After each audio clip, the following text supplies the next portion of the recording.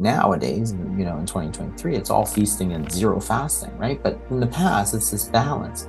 You feast and then you fast. They used to talk about it as a sense of detoxification, purification, cleansing. Those are all terms that were used in conjunction with fasting. But now, all of a sudden you have a food environment, a culture that tells you that you should be eating constantly. And that's what makes it difficult for the fasting. The good news is that you can try to change that environment. It's not a matter of changing willpower. It's the people that you're with and the habits that you make. Those are the really important things in terms of trying to actually turn it into, something that will work for you. So it is a great delight to be in conversation with the person in the Zoom room with me, who is one of the leading thinkers and authors in the world of fasting, which is a world that I recently entered. And if anyone in the audience hasn't explored fasting before, there can be a lot of fear around whether or not it is something that is good for us or even possible. There was the fear when I started my 7-day time of no food whatsoever that I might not even survive, but here I am still talking and breathing. And yeah, Dr. Jason Fung is one of the leading thinkers, and his book, The Complete Guide to Fasting, I would say is the book to start anyone's journey with in trying to understand how fasting is a practice that could work for you. So Dr. Fung, what a pleasure to have you in conversation. Thanks for having me here, George. So the starting point is, kind of in that preamble of am I going to die? It'd be good to know, what is actually going on with fasting? Because, obviously eating food is important for health and living, but then it is also possible for us to not eat for an extended period of time. So how is that even possible? Really, it has to be possible, because otherwise, as a species, we would really just have never survived. Hey friend, before we continue with today's episode, I want to let you know that you can learn even more with me. I guess you are like me, you're someone who loves learning, loves exploring yourself. You want to find a bit more peace in your mind, a bit more strength in your body, to live in balance. And I've been on this journey of self-understanding through meditation and Tai Chi and movement and philosophy and spirituality for over 7 years now. And I have created an online teaching academy where you can learn with me. With Wayfinder Academy, you get access to all of my courses, beautifully recorded in HD, powerful practices and ideas that have helped me, and I hope and believe can help you transform your life to feel more resilient, to feel more joyful, to feel more at balance. I really loved learning with George, who is able to make somewhat abstract ideas really relatable and applicable to everyday life. And you can begin your learning completely for free. For the first 7 days, I give you access to a new free course, which is called the Feel Joyful Wayfinder Challenge, where each day I will send you a very short video with some of the simple yet powerful practices that have helped me raise my energy on a daily basis.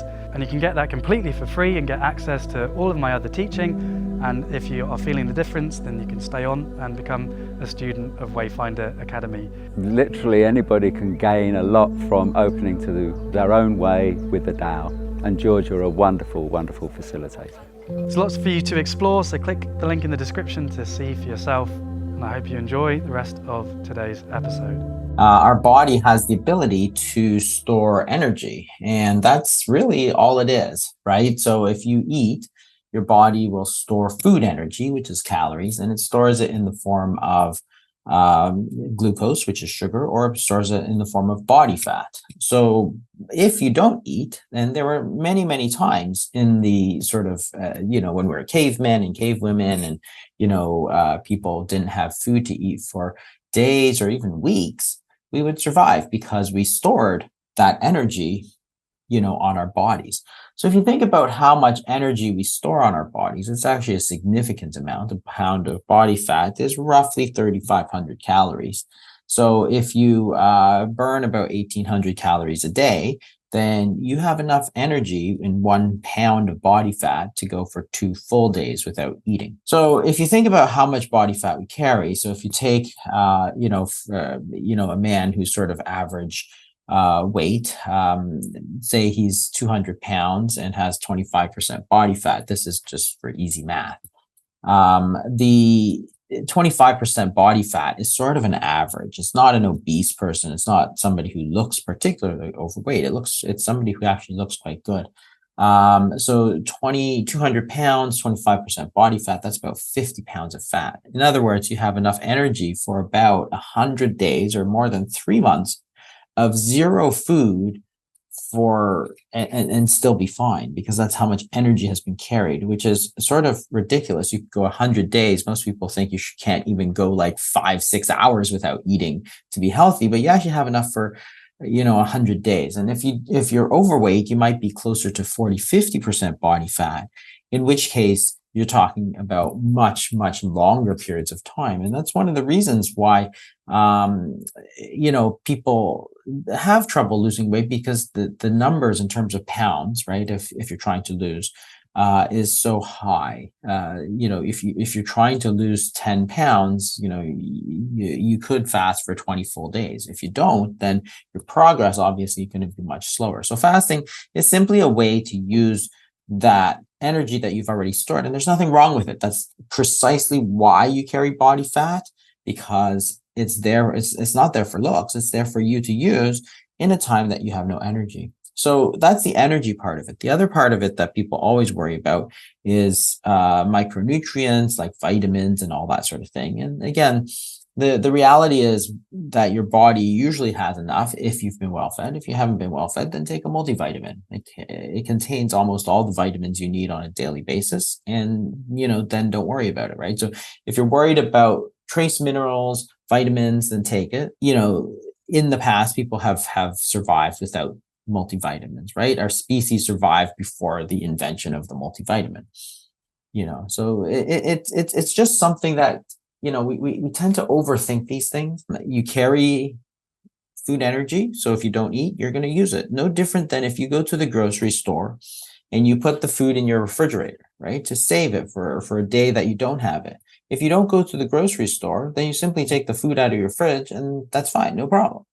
Same thing with your body. If you don't eat, you take the food energy, the calories from your body fat. In other words, you're eating your body fat, which is why you have it in the first place. And that's it. There's nothing else that's particularly wrong with doing it.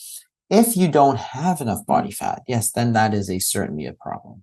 But most people these days are facing the opposite problem of too much body fat, in which case it can be a very, very, very effective solution for people. Thank you. And yeah, that gives some reassurance and confidence of this is the reason we have this body fat. I think that's really clear to help us just give ourselves that confidence of, okay, can I do this? Because as I shared, I had this fear of, am I strong enough to do this? And then actually I found through my fasting journey that actually it was easy. And that was, people will have different experiences, but that was my experience, that there was a lot of kind of mental fear that went into the process.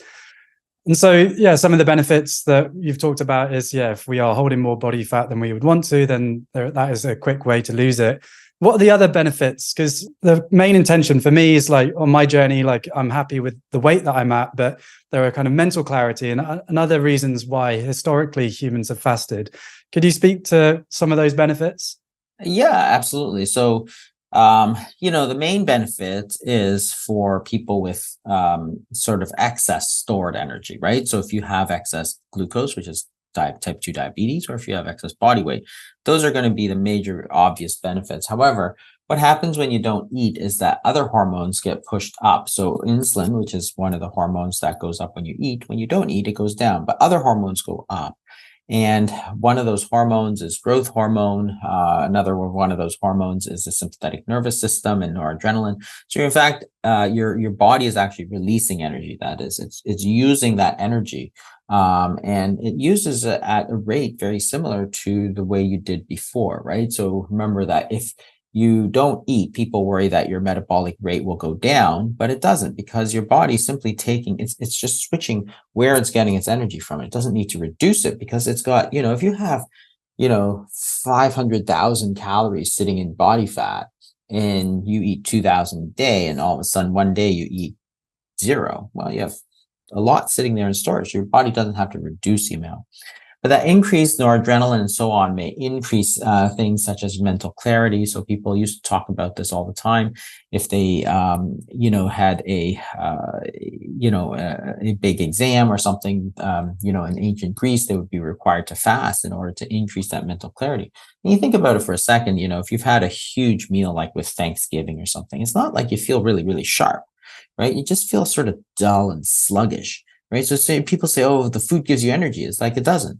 The fasting actually gives you energy because it's actually releasing that energy, that noradrenaline goes up and so on. So you think about, a lion who just ate, that's like the Thanksgiving, human being, just sluggish and not really interested in anything. And you think about the hungry wolf who hasn't eaten for a while, and he's not sluggish. He's ready to kill you, because he has a lot of energy, because the body is flooding it's flooding you with energy when you fast. And that's why some people actually feel very good when they fast, because they have more energy and they feel better about themselves. And it's natural, because again, if you think about survival, the hungry wolf, if you think about the hungry human, the body is not stupid, right? So if you have nothing to eat, then if your body starts to shut down, which is what everybody worries about, then you're just going to die because you have no energy to go out and find food. Think about a caveman or a cavewoman. Same with the hungry wolf. So the human body is not that stupid either. So it doesn't say, okay, I'm going to start shutting down as soon as I don't eat for 10 hours. What it does is it simply says, I'm going to take the energy from the stores of energy, and I'm going to actually bump up the energy that I'm giving you so that you have energy to go out and find food, either hunt or forage or whatever. So you don't have less energy. You tend to have more energy when you fast. And that's one of the things that people are always surprised about, how they think clearer, they feel better, they have more energy. In fact, some people have so much energy they actually can't sleep at night, which can actually be a problem. And then there's one other more theoretical benefit, which is autophagy, which is this sort of process in the body where when you don't eat, and this is particularly true for protein, if you don't eat protein, your body actually starts to break down some protein. And that sounds really bad. Everybody gets worried about it and says, oh, you're breaking down muscle. It's like, no, you're breaking down protein, which is not muscle. There's a lot of excess protein in the body. And so it starts breaking down these organelles and subcellular, cellular pieces. And it basically gets rid of all the old junky stuff first, right? So if you think about the process of getting rid of stuff, that's actually the first step in sort of renewing yourself. Because if you were to say renovate the kitchen or something, the first thing you have to do is get rid of all the old stuff. You can't build on top of new stuff on top of old stuff. That's not good. The body does the same thing. So it simply gets rid of all the excess proteins that you have. And this includes skin, it includes connective tissue, it includes other things. But at the same time, growth hormone is pumped up so that when you do start eating, your body will rebuild whatever protein it needs. If it doesn't, for example, skin, and we find with our fasting programs that we actually don't need people to get rid of their excess skin through surgery, because their body has actually catabolized it or broken it down. Skin, connective tissue, that's all protein. It's not fat. You're not losing fat. You're losing protein. And the average person who's overweight actually has about 50% more protein than the non-obese person. So you have to understand that when you're doing this, when you're getting rid of old protein, and then your body senses what protein it needs. So it senses that, hey, I don't need extra skin. It doesn't rebuild it. So whatever you don't need, you get rid of. Whatever you do need, like muscle, if you're exercising, then your body will simply say, okay, well, I'm going to rebuild that because growth hormone is high. So not only are you targeting your protein to what you need and getting rid of the protein you don't need, this is a process of sort of rejuvenation. And people think that it's a very, very healthy practice, actually. And traditionally, that's the way it's always been recognized as a very healthy practice. So you look at all civilizations, all religions, they basically have periods of fasting, alternating with periods of feasting, right? Nowadays, in 2023, it's all feasting and zero fasting, right? But in the past, it's this balance. You feast and then you fast. So there's a much better, idea in the past. Again, you think about how they used to talk about it. They used to talk about it as a sense of detoxification, purification, cleansing, right? Those are all terms that were used in conjunction with fasting. So an inherently very healthy process until the 1990s, for example, when the food companies convinced us that we really shouldn't go more than, 60 minutes without putting a muffin in our mouth, right? And that's healthy for us all of a sudden. Even if you weigh 500 pounds, or you should be eating all the time. It's like, that's just ridiculous. It's like the entire, thought of it, and the entire sort of science that was presented was just ridiculous. Your body has energy, let it use it. It's no more complicated than that. But those additional benefits are from the other hormonal changes that you see with fasting. Amazing. So much in that. And yeah, again, from my experience, I thought it was finding it so easy that day 6, I was like, right, I'm going to climb up a mountain, because I had this vision of our ancestors that maybe in the Arctic who hadn't eaten for a long time and maybe needed to hunt a seal. They'd still need a lot of energy, not just to survive, but enough energy to hunt and then to find the next meal. And yeah, again, my body gave me that energy. And then coming back to civilization, I see all of these messages from food companies and advertising in a new light. This kind of compulsion we're told that we need to eat constantly does feel like there is some information that is being missold. And ultimately, if you're stuffing your face every 60 minutes because of corporations telling you that's a good idea, who's making money out of that? So there is kind of a systemic element to that. And something that I appreciate about your work is that you also do mention those elements as well, because like our health isn't just an individual thing, it's the societies that we live in and the systems that we create to support us. I wanted to get your thoughts on, any tips on someone starting their journey. So say, for somebody watching or for me, of how to ease into it and how to not just, because something that on my journey, there was part of me that is kind of coming out of this macho culture of like, I'm going to do 7 days and I'm going to just be strong about it and kind of force myself into it. But then actually I found through my journey, easing in, being conscious of the food I had a couple of days before starting the fast and stopping coffee so that I felt okay before I started the fast. Have you got any ideas of making this a practice that people don't just do once and find it so painful that they don't do it again, but instead something that can sustainably support them? And I think the key is really to build it into a habit, and that's the way it always was. So fasting, fasting is just this period of time that you're not eating. It doesn't have to be 7 days, right? The idea is that on a daily basis, really, you have this alternation between feeding and fasting. So feeding is a time that you eat and you're going to take in energy, which is calories. Fasting is a time that you're going to not eat, and therefore you're going to burn those calories that you took in, because when you're eating, you're taking in more than you can actually use at that time. So the idea, of course, is baked into the language. You look at the English word breakfast, break fast. So you have to fast to break your fast, right? And that's why I think it's ridiculous that all these food companies brought this idea that you should never, ever fast. It's like, well, then how do you break that fast, right? It doesn't make any sense. So even if you do 10 hours, 12 hours, 14 hours, if you stop eating after dinner and then start eating at breakfast time, that's still like 12 hours or so. If you go from, say, 7 p.m. to 7 a.m., right? And many people go longer than that. Like, you don't necessarily eat at 7 a.m. So it can be 12, 14 hours on a daily basis. And the key is that when you build it into a habit, it's not difficult because you're not using willpower. It's like brushing your teeth, right? You don't say, oh, okay, today I need to brush my teeth, right? It's such a habit for all of us that it's automatic, and you don't have to think about it, and you don't have to put willpower to say that, okay, tonight I'm going to brush my teeth, right? So the fasting then gets built in and it just becomes a habit. And that's how people really, sustain that habit for long periods of time. The other thing is a community. So habits are very important, especially on a daily basis.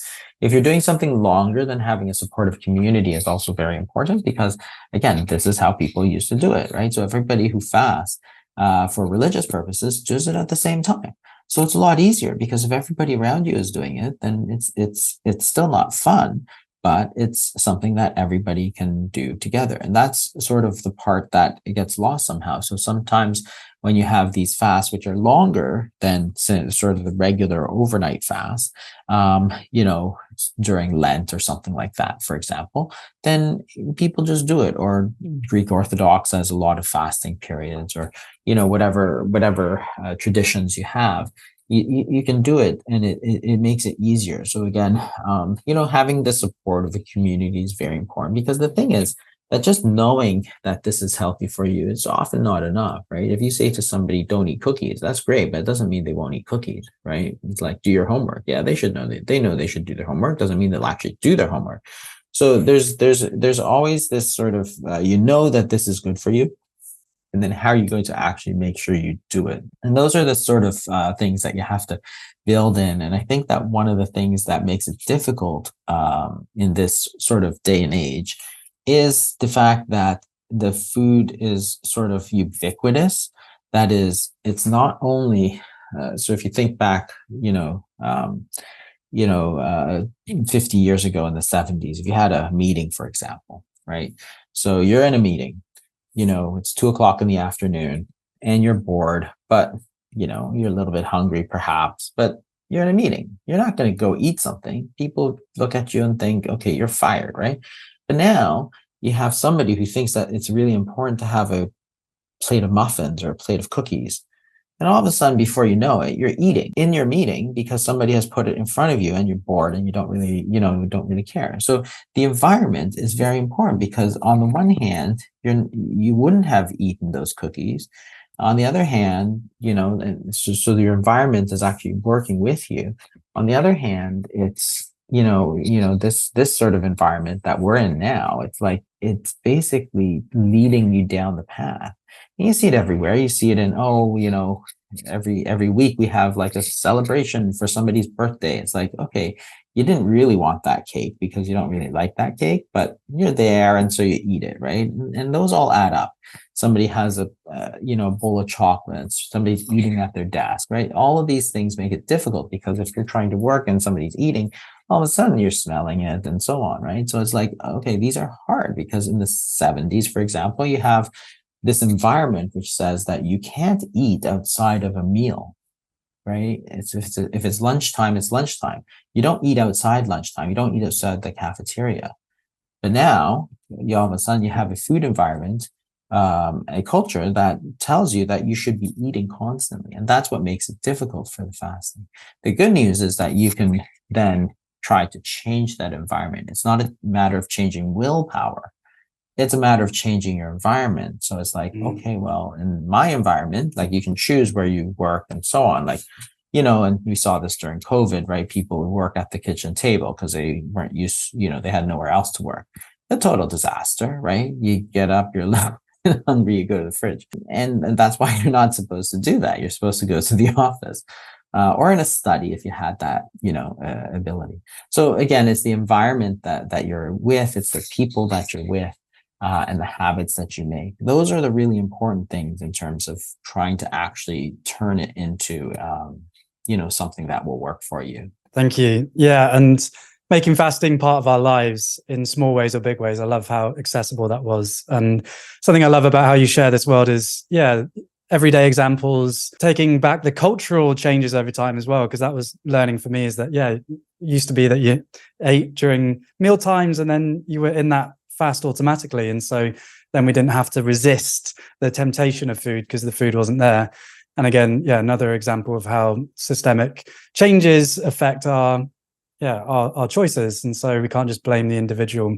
And your work, I think, is really helping both that individual transformation and also raising awareness of how we can change the way that we relate to food on a collective level. Thank you so much clarity in this. And I really recommend your book, The Complete Guide to Fasting. Is there any other way that people can connect with you? You can also go to you can follow me on Twitter. My handle is at Dr. Jason Fung. That's Dr. Jason Fung. You can go to my website where I have my books. It's I think it's Dr. Jason Fung. That's doctor spelled out DOCTOR Jason Fung. And some of my other books are there, like the Obesity Code, the Diabetes Code, which are sort of more science-based books. The Complete Guide to Fasting is more of a practical one. You can go on YouTube. I have a lot of videos. Again, just look up my name, Dr. Jason Fung. There's like over 100 videos, all about fasting, all about what we've talked about. And that's all free, and you can watch it whenever you want. So that's all, that's all very good. Beautiful. And if you were to give one sentence of encouragement for anyone considering fasting, how could you encapsulate it in a sentence? I think it's just, it's a tool, and it's really the most powerful tool we have in terms of trying to get people to lose weight or reverse their type 2 diabetes. So if you do have those problems, then you should really consider it, because it's, again, fasting is nothing more or less than a tool. You have to know how to use it. You have to know when to use it, where to use it, how to use it. And once you have that knowledge, then you have the power to control it. If you don't have that knowledge, then you don't have that control over your blood sugars, over your weight, and so on. So it's just an extremely powerful tool for our health, and one that we have abandoned for some reason, because perhaps due to corporate sort of pressures, but one that we really should take back. Dr. Jason Fung, thank you so much for your time. Thank you so much.